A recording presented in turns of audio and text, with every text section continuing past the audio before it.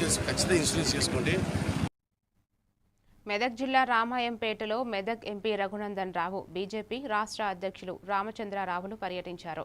స్వామి వివేకానంద ఆవాస విద్యాలయంలో నిర్వహించిన కార్యక్రమంలో పాల్గొన్న వారు పార్టీ కార్యాలయం వద్ద జెండా ఎగురవేశారు.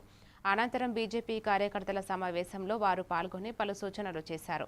ఈ సందర్భంగా నాయకులు మాట్లాడుతూ ఎన్నికల అనంతరం భారత ప్రధాని మోదీ తెలంగాణ రాష్ట్రానికి మొట్టమొదటిసారి రావడం జరుగుతుందని, ఈ నెల 10వ తేదీన హైదరాబాద్లో తెలంగాణ రాష్ట్రానికి సంబంధించిన సుమారు 8,000 కోట్ల రూపాయలు అభివృద్ధి పనులకు శంకుస్థాపన చేస్తున్నారని వెల్లడించారు.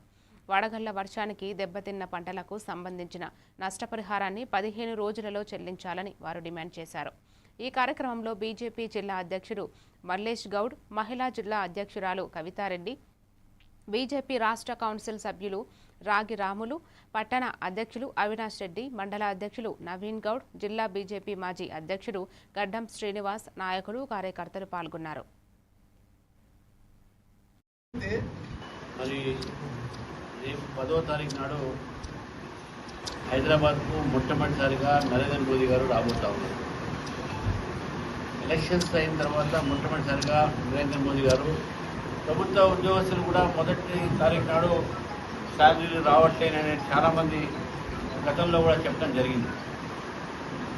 అదేవిధంగా పీఆర్సీ బకాయిలు కూడా ఉన్నాయి. మన పీఆర్సీ కూడా దాదాపు 2017 తర్వాత.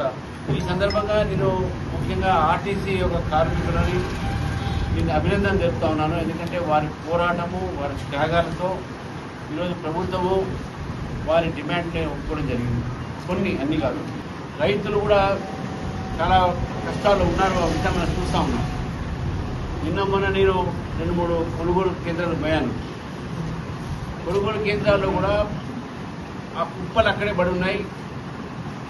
సాయంకాలం కూడా వాన పడితే నెక్స్ట్ డే కూడా అది ముక్కలు వచ్చి రైతులు